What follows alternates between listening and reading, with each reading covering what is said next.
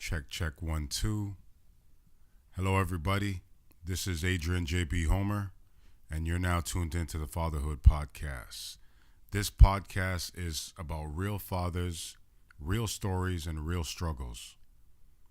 We talk with men who grew up in tough environments, fathers who came from the streets, and families with immigrant roots who are now building new lives in Canada and across North America. Here, we talk about breaking cycles, raising strong children, and becoming the fathers we may not have had. We also tap into things like family court,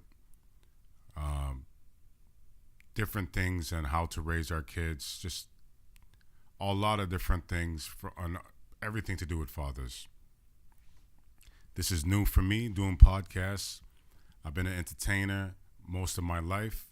I have 7 children, and I've done a lot of different things in my lives. I've faced many different, successes, struggles, and just tried to be the best person that I could be. Now, trying to be the best father that I could be for all of my children and God willing, grandchildren and beyond.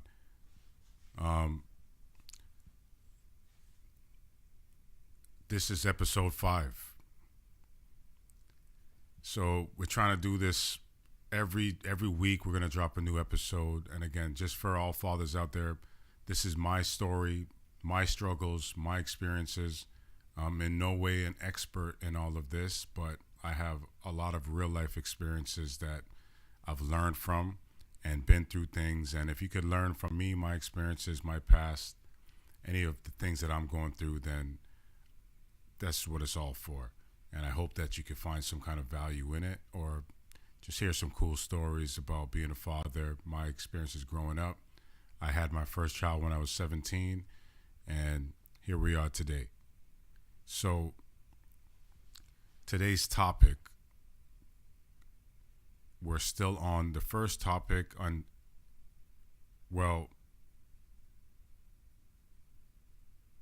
actually we're on topic 2. I almost went behind. Yeah, we're on topic 2. So we finished the first 4 episodes, which was topic 1, and we got many different topics, and each topic will have 4 episodes that breaks down a lot of different things within those topics. And topic 2, where we're at now, episode 5. Topic 2 is absence of a father. How the past influences future parenting. So I'll say that again. Topic 2 is absence of a father. How the past influences future parenting. And I'm a child that had teenage parents growing up, so I know they were still in school and just becoming young adults and still growing up themselves. A lot of different cultures from around the world. Kids seem to have kids early, and for whatever different reasons, or just some curiosity, or trying to mimic the ones before, trying to emulate the things, and just kind of being influenced by the parents and the people before us. So there's a lot of kids that had kids, and I seen some people have kids and hear about stories from, probably hear about back home from 14, 15 years old, which is crazy to think about. My kids now at those ages, and even in their early 20s, I could kind of imagine them having kids, but the teenagers that I have, I couldn't imagine them having kids at that age. And thinking back of when back in the day, that seemed to be like the cool thing almost to do. It's almost like you celebrated you have a kid, especially when you're a teen, and all the things happen that other people don't get to see. Like you gotta stop school. Now your parents, you may be going through issues with that and your family because they may be ashamed or embarrassed of you, and just depending on the situation, many different things. Now you're a child trying to raise a child, and you got to sacrifice a lot of things in life to be able to take care of your child and not do the things that you may have wanted to do, or the natural progression of just growing up and being a young adult and a child yourself.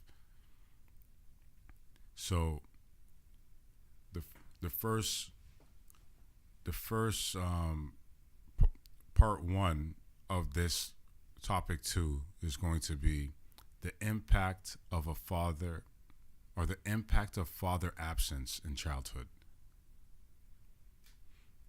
So many people have been in one family household or, full family households most of their lives. They don't know any different. They see mom, dad every day. They might even live with your grandparents. It's amazing. And then some people live with just one parent and don't get to see the other parent that much for whatever reasons that is beyond our control or even knowledge. As children, we would never know what those reasons are. And our parents didn't tell us much. And even till now, some of them will stay, wrong and strong or just keep those things hidden from us where we don't really get that information. So the impact of a father's absence in childhood. So a discussion on how the absence of a father in the family affects the development of a boy or a girl's personality and their attitude toward future parenthood. So because we're on the topic of fatherhood, we'll say the boy's personality and his attitude towards the future fatherhood. And why is this aspect so important? And how can one cope with its consequence? We'll get into that shortly. Stay tuned. But I've just been reflecting on some things, and I wonder what y'all think and what you guys do in these situations. And for me, like I said, I got 7 kids. My youngest son is going to be 10 soon. And actually, I just thought about it now because of the visitation schedule. His birthday doesn't fall on the weekend that I'm going to have him. It's the weekend. It's 2 weeks before, or it's going to be 2 weeks after. So I'm either going to see him on the 17th or the 4th. Yeah. So it's hard for us to be able to celebrate and make him feel how we know he loves to feel with his family and be around all of his siblings and do a lot of fun stuff with us. And he has a lot of siblings. He loves it. He's a real kid that just loves a lot of energy and games and being around his older brothers and sisters and being able to, play with them, mess with them, have jokes, watch shows, and seeing them banter and go, spend time together is something just so incredible. It's a real great thing to see. But when on like special occasions and different things, sometimes I don't get them. What do? So what I've done, and I don't know, maybe there's different things that people could do, because when I request it, I don't get the extra. It's one of those situations where one of the mothers is just so adamant or strict on those court orders where it's like it's only on this weekend and from this time or whatever it is that says in the paperwork, right? So, and it's very cool communication, but it's just still no possibilities of, like some of the other kids, I just call them whenever it is during the week, even if it's not visitation. It'd be like, I'm in the area, come out, let me take you out, do something, or, we're going to go do something today with everybody. I'm going to pick you up, even if it's not on the weekend. But sometimes that situation is not like that.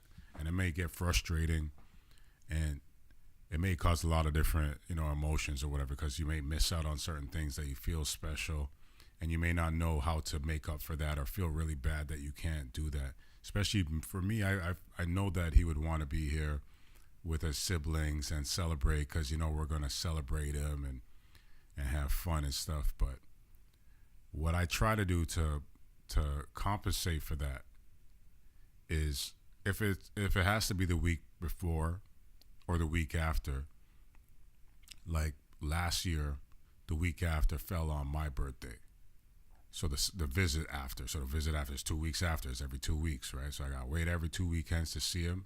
It's hard. It's very hard. I would want to see him every day. I would love to be able to pick them up from school and just do stuff. And there's no reason that it shouldn't be like that. But just for now, that's the way it is until things change, I guess. And I'll put in my work and stay consistent to make sure that we could get to that point, because I know that he'll love it and I'll love it just as much. But so for last year, his birthday fell on a weekend. I didn't have him as well. And then it was the next visitation fell on my birthday. And what I did was, I invited my brother and his kids, and me and all the kids, the ones that are around us. So like five of the kids. Me and my brother had like probably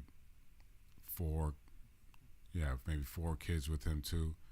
And we all went and just had, went to a buffet, sat, but I made it intentional to make it his celebration, even though it passed, and however he felt like those moments were already gone. But just to let him know that we're going to celebrate you, and this is something that we'll never just going to pass off and make him feel like he's forgotten or not cared about. So we made sure to celebrate him, bring him to, probably, right after we ate, make sure he went to a place where he could play games and stuff. One of the kids' play zone type things. And, all the kids played and had cake for him and still celebrated like it was his birthday, so that he had that celebration no matter what. So we don't have to kind of miss out on it, even if we don't get our kids on those visitation days where those special moments may be. We could do it prior and give them like like sometimes I don't get them on Christmas most of the times. So if the weekend before or something, I'm going to cook them the same type of dinner that I would have done if I had them on Christmas, and we celebrate. And I get them on in the morning in Christmas, but it's a very short period of time, like a few hours, just so it takes me more time to drive back and forth, and we actually get to sit and chill, which also makes no sense. But what do? We just got to deal with what we get, don't complain, make the best of it until things change. And if we're really serious and really want that, eventually those things will happen, and we just try to put in the work and stay consistent as much as you can for the kids, because they need that more than anything. And I remember sometimes we just do it prior, or if it's New Year's and I know that he's not going to be around, we have a little party the weekend before, whatever weekend I have him before, and we celebrate like it would be. So when he's when those days arrive, he remembers that he celebrated, he's been with us, we did it. Or if it's afterwards, he has something to look forward to. And that I would try to do that for all the kids, and just make them feel as special as possible, because these moments are moments that will never come back. And I can remember a lot of moments as a kid where, I don't know, maybe if other people were thinking the same way we're thinking now, but maybe they didn't really take that into effect, that I would remember Christmases or birthdays, and we don't ask for much, and all we need is each other and love. And for once that's there, those moments could become very special and memorable for our kids for the future. So just remember, you could do things like that. It doesn't have to be elaborate or crazy. Just family, food, and allowing the kids to have a good time in a positive environment, so the experience is great. And that could be any day. And I try to do that every weekend, where that's why I make sure all the kids eat together, all the meals. We have game night. So every Saturday on the weekend in the nighttime, when everyone's done, whatever dinner's done, then we make sure before they go to bed, we all do a game night, and then they just go hang out in their rooms and do whatever they want till they knock out. But there's a lot of different things that we could do and just make the best of the time that we have with our kids, and that's very important for them. But so remember that, like, maybe you don't get your kids on the days of their birthday, Christmas, whatever. You could do it before, after. You could, if you have communication that's good, you could ask for, even if it's a couple hours, even if you can't have them for the whole day because they got plans too, or whatever it may be. You could ask for that a little bit of time where at least they see you. And sometimes, what I always make sure to do with all of my kids, even the elder ones that's in their 20s, and even my son that's in his 30 now, is I always made sure that I was there for them every night, where I'll just call. So no matter where I am, where they are, I'd make sure I call. I could talk to them. We say goodnight. It's kind of our ritual now, where every night we call each other to say goodnight. We miss nights here and there. There's the kids. It's nothing, but we know that we could look forward to that, and we could look forward to seeing each other, hearing each other, and we stay in each other's lives that way. And then that becomes memorable as well, because we're a part of each other's lives regardless if we're in the same house or space or not. And that's a consistent thing as well. So those are things that you could do. Sometimes you got to go take a break, go around the corner, move from your friends, whatever it is. It's night, you know your son's going to go to bed. Trust me, they would love that. And they will look forward to hearing from their parent, especially for fathers, for young boys and stuff like that. Even the girls just look up to them. Like it's their hero. And for the young boys, same thing. They look up to you so much that showing them that effort shows them that you really care, because they're smarter than you think, and then we treat them, but they really would value that. So just little things. You call them before bed. You don't have to engage or talk to the person if you're in bad relationship or communication with the other parent. There's ways that you could do that. Again, the parenting apps that you could use, where you could call the kid, the other parent could just press answer if the child's too young, and just set the phone or iPad up.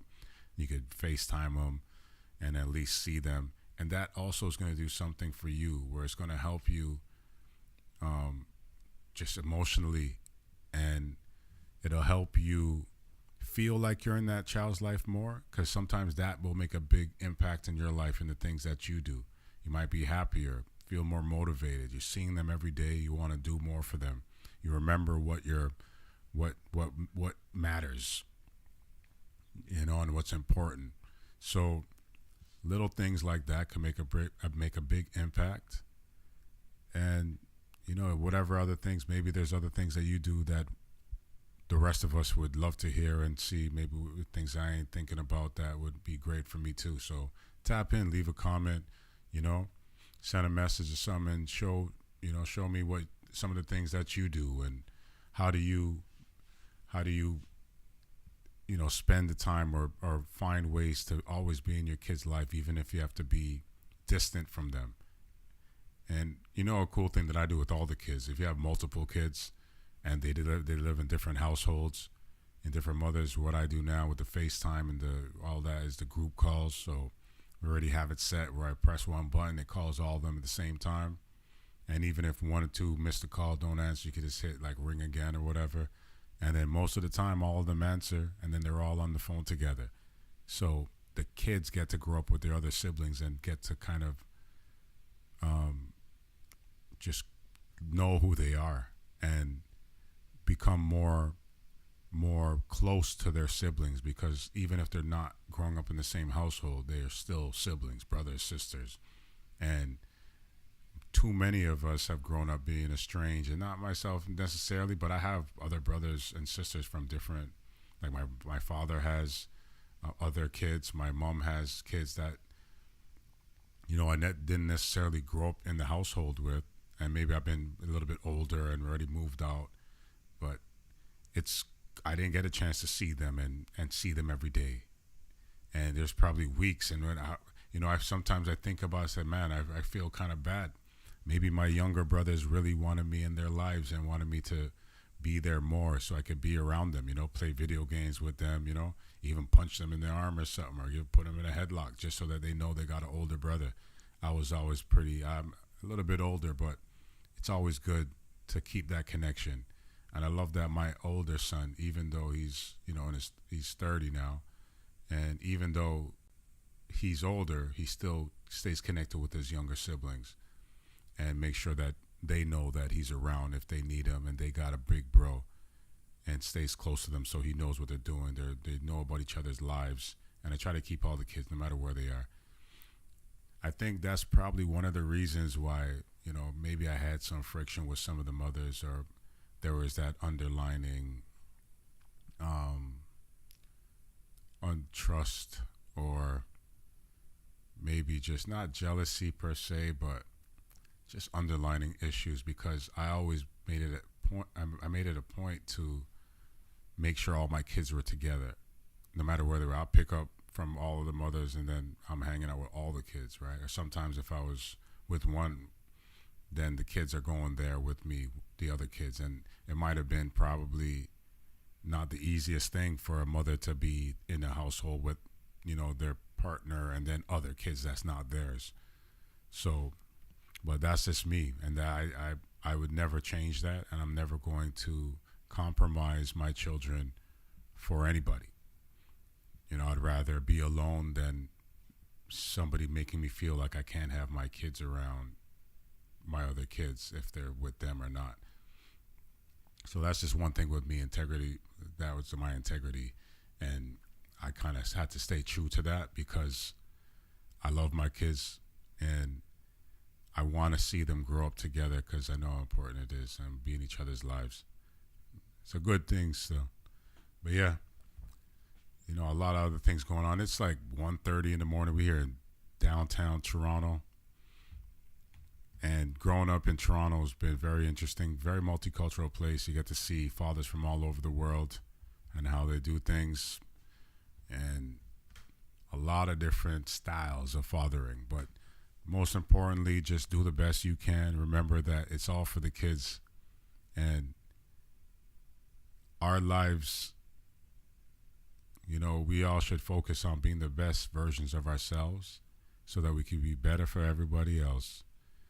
And try to check for your kids. They look up to you. Sometimes you're busy, you don't care, you're doing other things with friends, but when you get that relationship strong with your children, it's better than any friend or party or anything like that you would ever go to, when you really enjoy your children's company. Because then they're mini versions of yourself, and you're going to love seeing all the incredible things that they could do. But yeah, so let's get into the topic. And it was absence of a father, how the past influences future parenting. And for part one, we're talking about the impact of father absence in childhood, and how the absence of a father in the family affects the development of a boy's personality and his attitude toward future fatherhood. So again, I could speak only about my experiences, and these are very vulnerable conversations where just being truthful about my experiences and how I'm trying to be a better person or change past ways to be a better father and give my children the best quality of life possible, while helping me be a better person as well and growing into a better, much stronger man. So the absence of my father, because I remember growing up, and I remember about 6 years old is when my father left the household, when there was no more dad in the house no more. It's just me, my mom, and my youngest brother. Because I remember, because they were so young, I remember how it started because they were young. So I remember being a kid and them getting their first apartment, and a lot of stuff was going on in the 80s, I'm sure. But I remember when he left, it just probably felt like almost like memory loss. Because as a child that's 6 years old, now when I think back about it, I can't really remember how I felt or if I was sad or anything like that. And it could have been because when I grew up in Flemington Park, my parents, after they had their first apartment like over a store, probably like East York, Gerard Street or something like that. And I remember when they moved to Flemington Park, it was in a building, and my grandmother also lived in Flemington Park in the townhouses. So there was always family there. So I probably still felt like I'm still going outside and seeing my uncles and my grandmother, where my dad technically probably would have lived, because that's where he was before, I guess my parents got together as well. So that house I always knew as kind of home. So I just remember it being different. And I think that's when I started spending a lot more time with other family, because up until that point I was home a lot, and then with my mom probably a lot. And then I remember then kind of being with an aunt and staying, grandparents, or always around grandparents or something. And things changed like that. And there was no more like dad around. And I would see him periodically here and there. And then it wasn't ever on a schedule. It was like once in a while, and then barely ever. And then when I got older, I was able to do things where I could take the bus, the GO bus, go visit my grandma, because they moved out of Flemington Park. And maybe sometimes he would be there. I could maybe go for Easters or Christmas dinners and stuff like that. But it was never like a regular basis hanging out. And once in a blue moon, we started to think. By the time I got a teenager, I think when he wanted me to start coming to his house on the weekend, I was probably already over that. I already found my home in Flemington Park on the streets with whatever's going on, and found comfort in that, and had a lot of big bros and I always stayed around my uncles and my aunts too, going to their place a lot. So yeah, it affected me just differently. I just maybe looked for leadership and fatherhood in the wrong places. And because it was through people that was all in, I guess, street life and just in rougher environments, that I was only learning that. And I wasn't taught to be a man in per se, like the things that I would teach my kids now.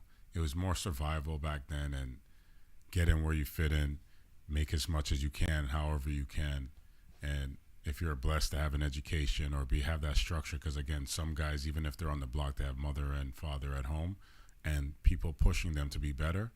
And not saying that my family didn't, because all of my family on my father's side were, educated and this and that.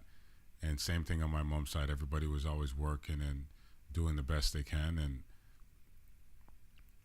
But it seemed like my leadership came from that. And if I think back about it, maybe it could have been from the absence of me having a father to help pull me away from certain situations. I remember the one time that I remember that he came and acted like a father is when I got probably arrested for the first time or something like that. Maybe the second time. Maybe the only second time. And he had to help, I think, bail me out or something, because maybe my mom couldn't, and she asked him for whatever reason at that time. And then he tried to,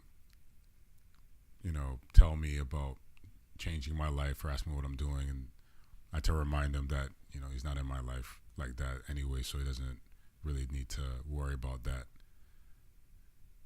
And it kind of left there. And that absence of that void of him not being in my life, raising me from 6, 7 years old to a teenager, made that disconnect, and the disconnect felt strong. And I'm a good-hearted person, so I like to give people the benefit of the doubt, and even give them some credit, or somewhat just respect and honor that they're an elder, they're a parent. So I'm never going to disrespect or whatever, but I've always had to make it clear that I'm my own person, and I've been doing whatever I've been doing on my own, and I'll continue to do that. But it's hard when you don't get support, or when you weren't supported or even guided. Because sometimes being hard on a kid, making sure that they change their life, it's taking them away from the streets. I can't imagine my kids on the streets right now. I could imagine letting them go outside and hang out. And it's 1:30 in the morning here, like I was saying. I can't imagine them being outside right now, and they're only 16, 15, and they're not at some event or some kind of concert and on their way home or something like that, and they're just out there with the with the cowboys and the goons. And I would always think, like, how come nobody ever came and got me, right? And how good did I appear to be that nobody thought that I should be checked or pulled away from whatever is happening out there, because it was some grimy times. Like right now, I'm here downtown Toronto, and some areas appear to be bad, but when you're living in it and it was just a crazy time. So I just can't imagine that my kids would be out there doing that. And sometimes as parents, they kind of turn the blind eye, or they try to be the cool parent. The kid says, "Oh, don't worry, mom, don't worry, dad, whatever, I'm out there, I'll be about." You got to be firm, and you got to be really in your child's life to make sure that they end up being the best person that they could be, and not end up in certain situations, killed, in jail, just following, the wrong crowd. And it's all cool when it's cool when you're back in it. When back in it, everything was cool till it's cool, and it ain't cool no more to a lot of people. And it doesn't mean that we're not about that life, or don't respect or honor what's happening out there, because it was a necessity, and it was necessary to do to survive, because other opportunities just weren't there, or if they weren't presented to certain people, or else we would have known, and a lot of people would have been doing a lot of other things. And I'm just happy that my kids, for the most part, never got into that life. None of them have even kids yet. And sometimes I think about that. Are they smarter? Are they more selfish? But it seems people are changing the narrative and how it used to be and how it is now. But yeah, the absence of a father for me appeared in many ways, and it's still showing now. I didn't learn, like I mentioned before, one of my friends, we had to make a point to make sure that we do the things for our children, even if we haven't had them done for us. Simple things like, certain people didn't even have their parents bring them to C&E or Wonderland, just amusement parks, or take walks, go play sports, little things. And maybe some of those things happened when I was young and just don't remember. But from what I remember, I never had those experiences. So we can't take that out on our kids, though, just because we didn't have them. So it's doing things above and beyond, and kind of showing ourselves, because again, what I mentioned is what's cool about it is that when you do it, even for your kids, you're experiencing it as well. So you also get that experience. But we can't deny our kids the things that we didn't have because we didn't experience it. So going above and beyond. And things will change. We're all getting better, trying our best, and now I'm getting to learn more and open my mind more and be a better father. I'm blessed to have younger kids, so unfortunately the elder kids, like the ones that are older in their 20s, they didn't get the same father that these kids are getting now that's in their teenagers, and my youngest that's turning 10. They have a much different father than me, and everybody has the ability to change, and they have the right to be treated differently and not be treated like it's the past. I've had, sometimes I have these problems where people from my past assume that I'm the same person from the past, and however they depicted me back then is the same person that is before you now, which is totally false. I've learned a lot, I've grew a lot, and I've become a much better man, father, and human being. As a child, I was in survival mode, and I could still be now, but I've matured a lot and learned a lot in life with experiences and have more knowledge now and genuine intention for positive energy.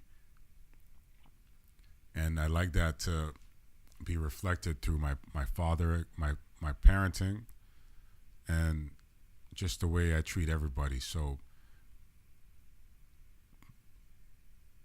we're very influential. We set the pace for the future generations after us.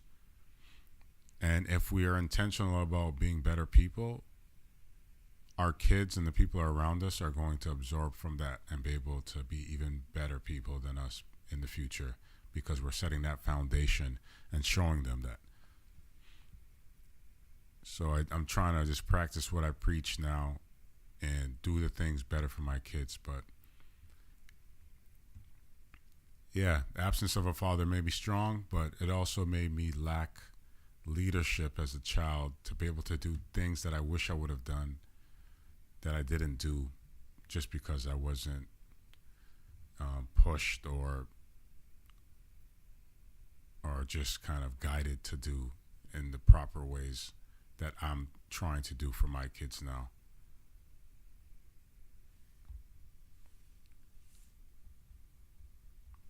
Yeah, so the next thing we could talk about is, why is this aspect so important, and how can one cope with this consequence? So I'm one of the examples coping with the consequence now, talking about it. And this is part of my therapy, I guess, in my own development of becoming a childhood father from childhood parents that lived a hard life, went through many struggles, ups and downs, from success to losses in many different ways, and just trying to be the best now. And it's important because it's going to shape the future. Again, we hope to be in our children's lives, and some of us already didn't have our fathers in our lives, but we hope that they would have been in our lives, or for the ones that did, how your father or your parents influence you, and the values that you carry forth that you've learned from them, and it's instilled in you because they're a part of your life.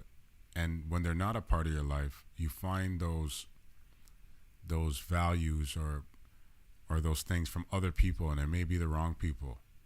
It might be even better people, but it's still not reflective of your actual father or parent if it's not them, right? And it's just different. You can learn from anybody. You can learn now from YouTube and TikTok.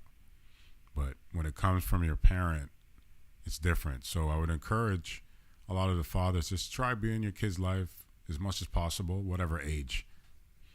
You could be in your 50s, or you could be in your 60s, be in your 70s. Your kids are old adults as well. That's still special. And again, those things carry on forever.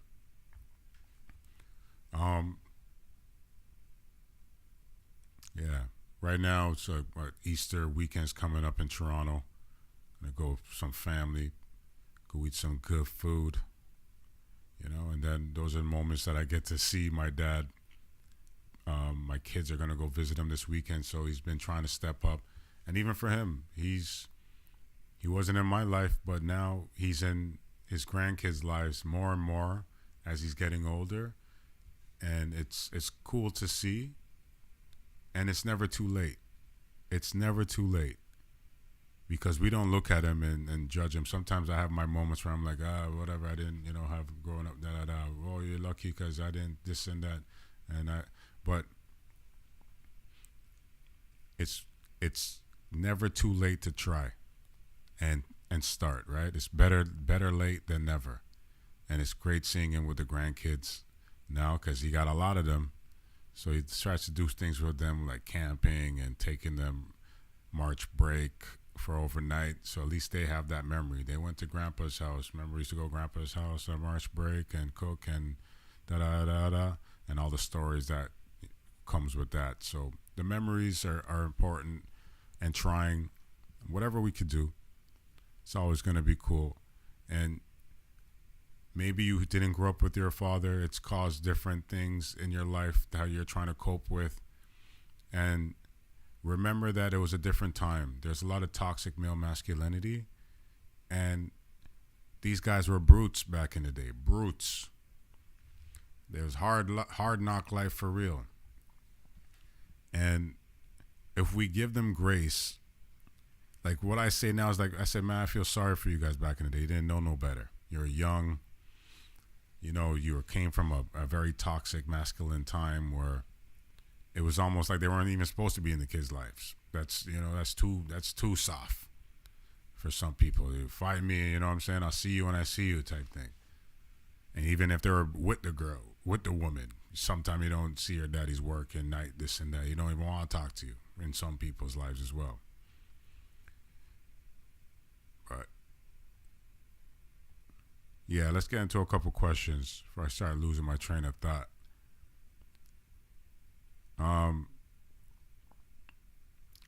These are questions that you could talk with your spouse, your family, your friends. Just questions you could ask yourself. These are things that I'll answer from my perspective. But fatherhood and identity. How did becoming a father change the way you see yourself as a man?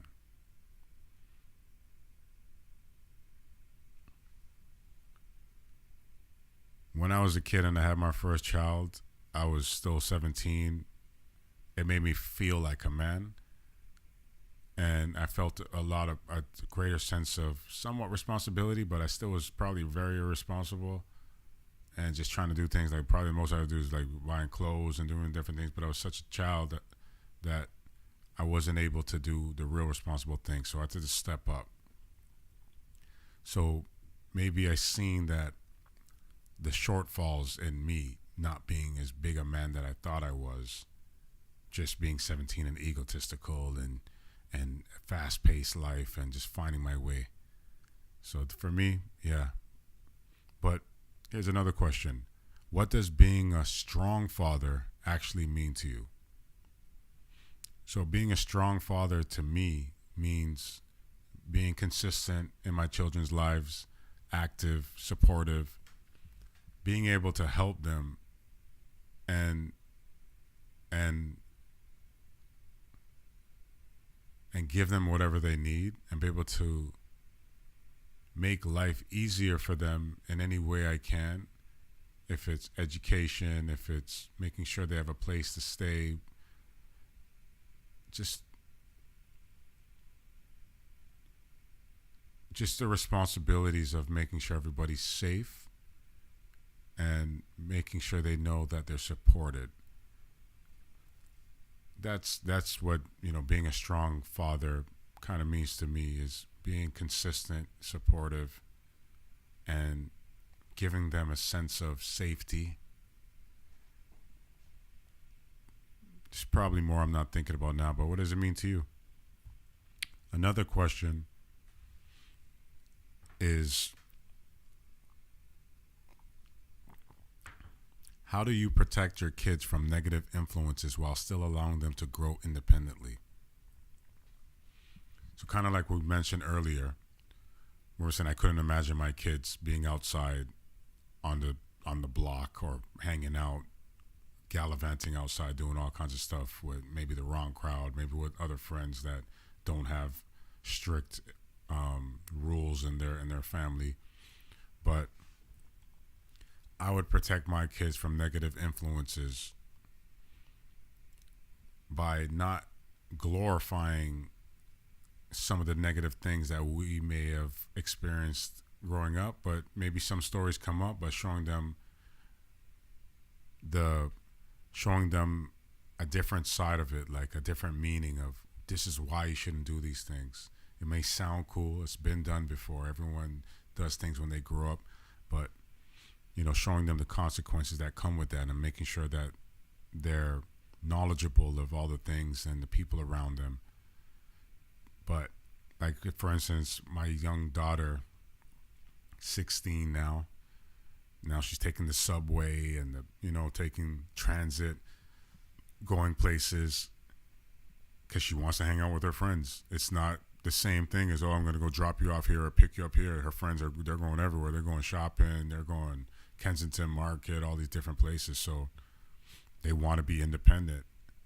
So we have to kind of give them that grace, especially if they present it and they want it. They're eager to do things. Then we got to give them the tools to be safe and show them how to navigate properly around major cities or wherever you're living. Make sure that they know how to get home properly and what things to identify that may cause harm or may be dangerous for them to be around when they're out there. And other parts of the city is much different, especially in the suburbs or places that there's no real condensed stuff. But Toronto's a different beast.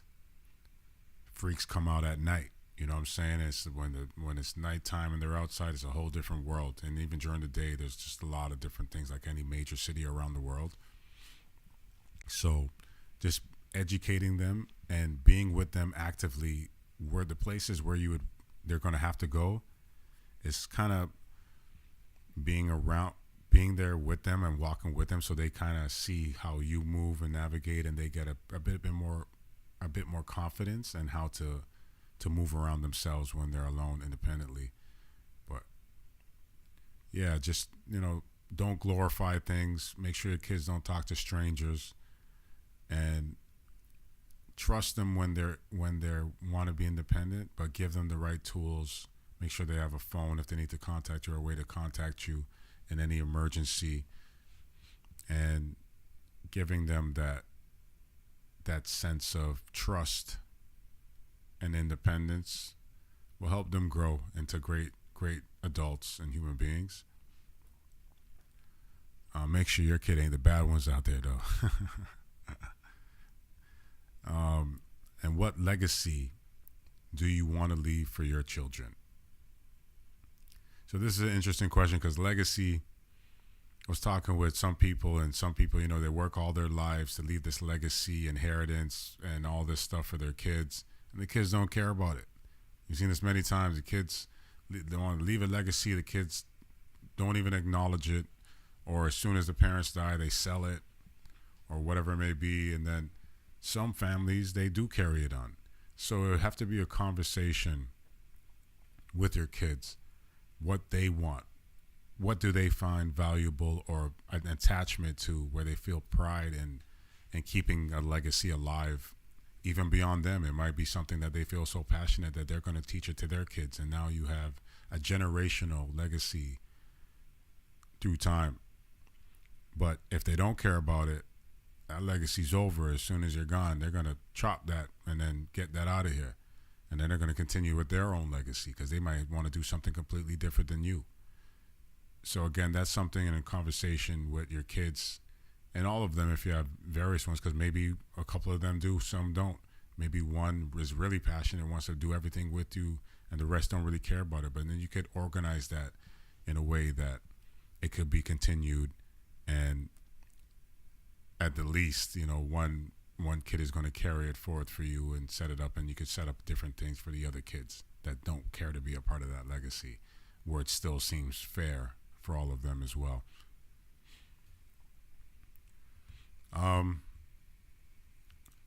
Yeah, so that was the questions. I'm looking for a lawyer right now. I got to deal with some more court stuff coming up, and just waiting for all this to get over with so that I could just continue on with the support payments and just kind of live life a little bit more with a peace of mind and less on my back. It's hard thinking about court and anticipating those days and what's going to happen.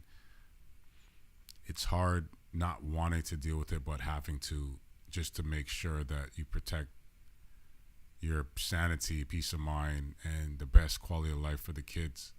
Because one thing some people don't understand, and I hope that all parents understand, that we could do things, and people are going to court for whatever reasons, and obviously we want everybody to be the best that they could be, and the kids to live the best life they could be. Some of us try our best, some of us don't do anything, and every situation is different. So this is not to advocate for deadbeats or people that don't care about their kids.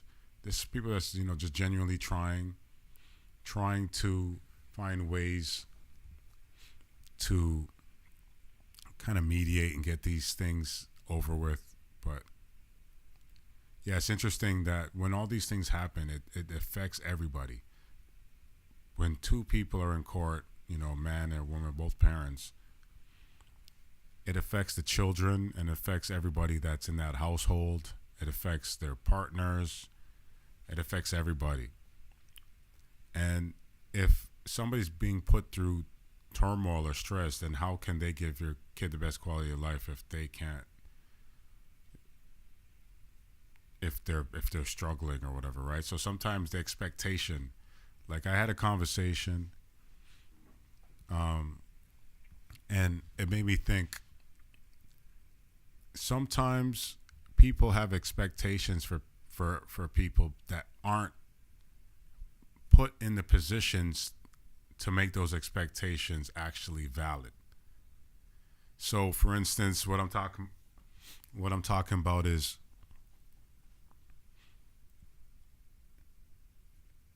sometimes women or men want to be in a relationship or find interest in somebody, but it's not for the reasons that they end up trying to claim or trying to enforce. So what I realize is, unfortunately, and it's hopefully changing, is a lot of ethnic, black men, I'll say, don't have a high percentage of people that could be highly successful in a way that they make lots of money. Here in Canada, and America is different now, but even in America back in the days, it's hard. Now there's just different opportunities. There's new jobs created that the younger generation have a lot more things that they could do to earn, and they're the masters of it. So an old school guy don't know nothing about social media influencing or all these other ways of making money, right? Crypto, all these things. Like old guys, he already came up. But what used to happen now is other ethnicities other than black, they like black men, and then they get with black men and have kids, and then there's this expectation all of a sudden. What are you going to expect when we're in a society where I can't even get a high-paying job if I wanted to, and the amount of school that I would have to do, even if I was if I went to be a doctor or different things? How many of black people do you see that doing that? Right, and there's some, but it's far in between. So a lot of people find things to get by with the cost of living in Toronto. It's insane. It's one of the highest costs of living in the world. And then all the expectations come, and then social media hit or whatever it is, but now we have all these people that are looking to black men like, do better. I'm trying. There's no opportunities. They won't let me do better. They're trying to put me under a cap. And then maybe even deeper than that, when a lot of people, when we're young, for our generation, I can only speak of my experiences and the things that I see around me, is what I've noticed is maybe some women find men when they're, hustling, doing whatever. So there's money flowing, there's things around, everything is good. Yeah, here, take whatever, but here's a little car, here's shoes, here's all the stuff for the kids no worries. And then boom, everything stopped. No more money's coming in. That man now has to find something else to make the same amount that he was doing, but it wasn't necessarily something that he got education to do. It was a survival tactic that just ended up making money that he had to survive doing, that wasn't going to last forever. He might have went to jail. He might have got killed. He might have just stopped hustling or the hustling stopped and there's nothing else coming in. Now he has to find a job. He didn't go to school because he was hustling all of his life. He doesn't have those skills. He has to go back to college now. Education ain't the same for everybody, and then here comes expectations. I want, do better, I expect.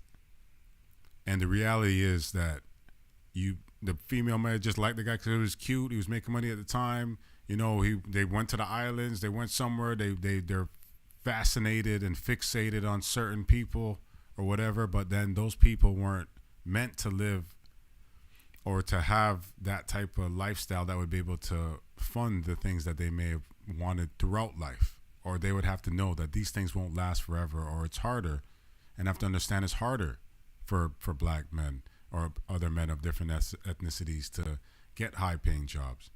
And it takes a partnership, equal partnership for things to survive, to thrive. And a lot of that just got lost. And people don't really think about that. Like, yeah, I like this person. For a female, I like this man. He's so hot. He's, it's black man. I'm going to have a kid with him. And now things don't work out. And then now I expect what I would expect from somebody with a high education and a high paying job from this person. And if they don't provide it, then they're a deadbeat or whatever. But he couldn't earn before that. And he wouldn't have earned what you're expecting him to, even with a good education sometimes, with cost of living and everything else like that. It's hard. And some people could do better. Some people are trying. And all you could do is try your best, but those opportunities aren't there. So I think about that sometimes. I say, well, maybe if they would have thought differently, had different expectations, then situations would have been different for a lot of people, because then they would have had been more mindful of the people that they're with, and remember that black men are not going to have the same opportunities as white men or other ethnicities that kind of take care of themselves because they have those opportunities already within their structure of ethnicity. So that's something to think about, especially moving forward. What do you expect from somebody of like a black man? What opportunities are out there for them to get all these high paying jobs? And a lot of black men end up in factories or construction or something, and there's good paying jobs. But we're a very expensive city, so just the cost of living. So we have to live first. And sometimes people are just making enough to live, to have a roof over their head. So it can be very stressful, and it's try your best, and find other ways. Sometimes you might have to get an extra part-time job, might be the trick. A few hours extra a day for that month might help make your life a lot easier. And obviously a lot of people know that, but again, for people that's not coming from working backgrounds, you've been hustling all your life. What are you gonna do now? Everything stopped. No money's coming in. Or it's a different world now. Everything's changed. It's too late to adapt to new forms of things. Or you want to change your life and be a better person, then we got to find ways to make sure we could accommodate whatever it's necessary. But yeah, it's interesting, but try your best. That's all we could do. And no real takeaways today about the court stuff other than find a good lawyer. Remember that you could mediate. So before things get into actual court proceedings, you have an opportunity. And I know I mentioned in the last one that you could respond to the other party if you're served, and create a motion if you're finding yourself in a position where you're kind of being the child's being isolated, or you want things to be changed in the orders that you previously have, you could make those new motions to change proactively. But you could also mediate. So if in the beginning stages, or even maybe throughout, you could request mediation, and it gives a kind of just a even playing field where both people or both parties could try to figure things out and talk about things and see if they could come to a solution that everybody would be happy with before it gets too far and gets set in stone. Because once it's set in stone, then it's a whole other process to get that removed. Even if you guys end up being good friends again, whatever, then you got to go through all of that. But remember to keep tracks on everything and try to proactively pay your support payments, even if you're not under any court orders or anything like that. I would proactively, now knowing this, proactively create an account with Family Responsibility Office to be able to give the mother or the other parent any support payments or anything that's going to be given financially through them, that is tracked, so that later on nothing could ever come back to you and say that you didn't pay and that they didn't receive anything from you and you're a deadbeat because you didn't do nothing, and then they're going to retroact all of that. So if it was 10 years you're giving them money and there was no courts, and then all of a sudden in the 11th year something happens and they bring you to court and say, now I want child support, they're going to say, okay, and we're going to backdate it to 10 years ago, to 5 years ago. And you're going to say, I've been paying, and then they're going to say, no, we don't have no record of that, so now they're eligible to get money from back then that you already paid. So make sure that you make payments through Family Responsibility Office if you can, or have some other kind of contract or agreement that shows that it is credited as a child support payment, or else it does not exist. See, but yeah, try to mediate, and then you could avoid all of these things prior and just kind of get things in a different, better, positive situation before things get bad. And again, the less that we could have any parents and